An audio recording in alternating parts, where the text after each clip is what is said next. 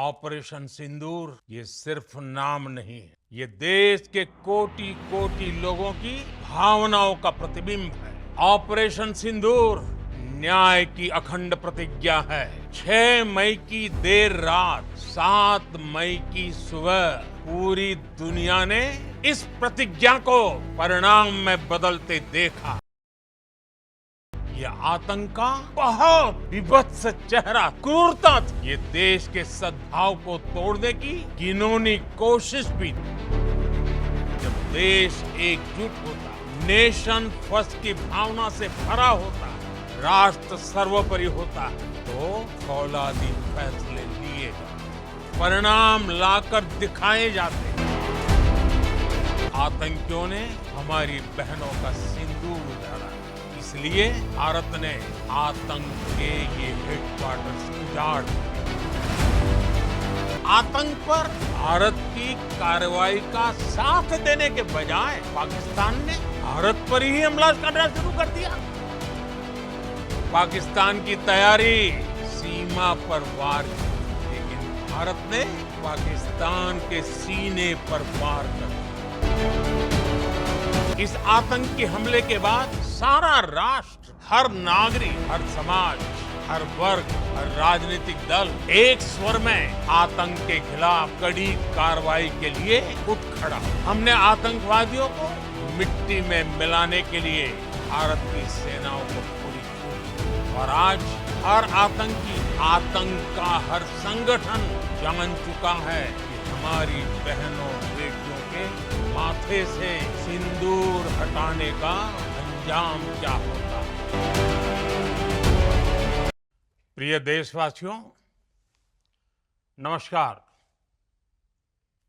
हम सभी ने बीते दिनों में देश का सामर्थ्य और उसका संयम दोनों देखा है।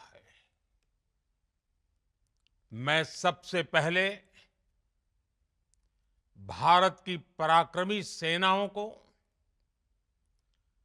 सशस्त्र बलों को, हमारी खुफिया एजेंसियों को,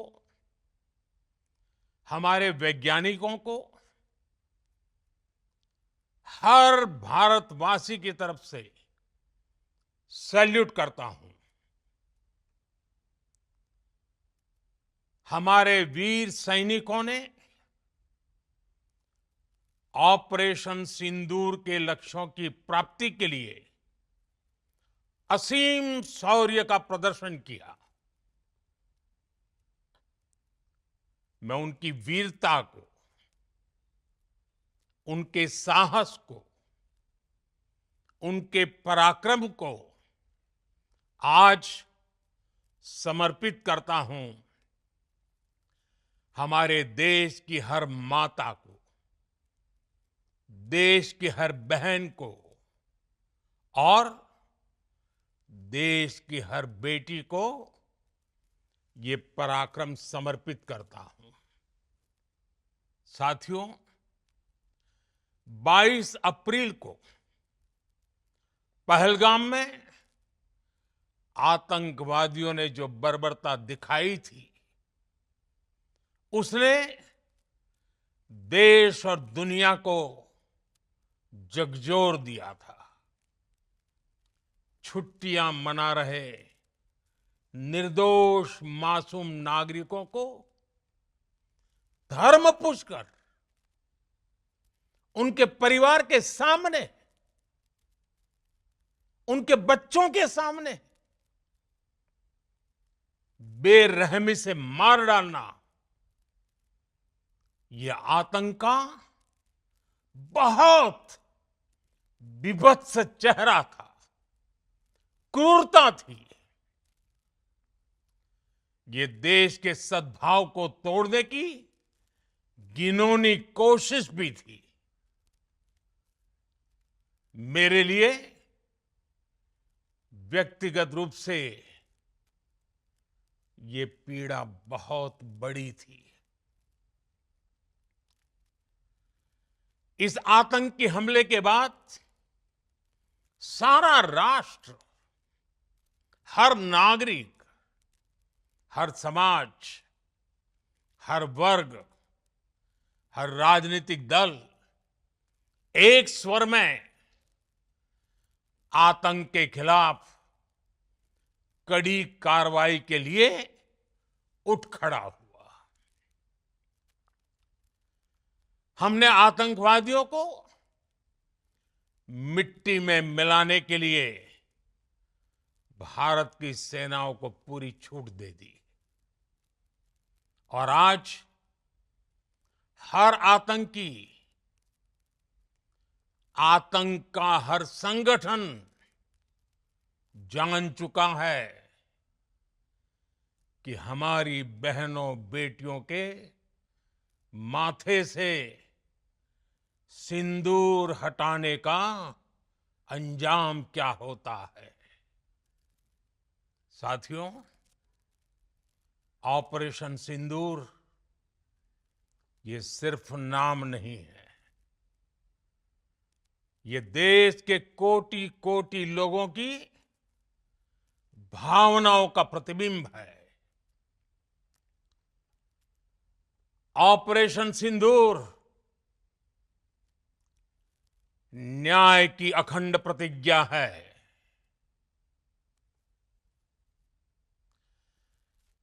6 मई की देर रात, 7 मई की सुबह पूरी दुनिया ने इस प्रतिज्ञा को परिणाम में बदलते देखा है।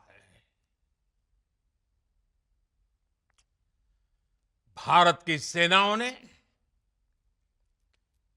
पाकिस्तान में आतंक के ठिकानों पर, उनके ट्रेनिंग सेंटर्स पर सटीक प्रहार किया। आतंकियों ने सपने में भी नहीं सोचा था कि भारत इतना बड़ा फैसला ले सकता है। लेकिन जब देश एकजुट होता है, नेशन फर्स्ट की भावना से भरा होता है, राष्ट्र सर्वोपरि होता है, तो फौलादी फैसले लिए जाते हैं, परिणाम लाकर दिखाए जाते हैं। जब पाकिस्तान में आतंक के अड्डों पर भारत की मिसाइलों ने हमला बोला, भारत के ड्रोन्स ने हमला बोला,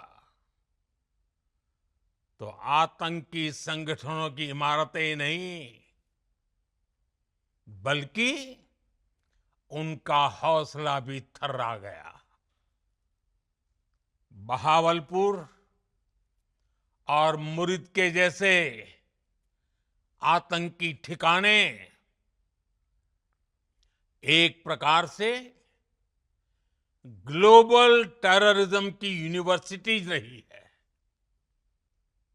दुनिया में कहीं पर भी जो बड़े आतंकी हमले हुए हैं, चाहे 9/11 हो, चाहे लंदन ट्यूब बॉम्बिंग हो, या भारत में दशकों से जो बड़े बड़े आतंकी हमले हुए हैं, उन सब के तार कहीं ना कहीं आतंक के इन्हीं ठिकानों से जुड़ते रहे हैं।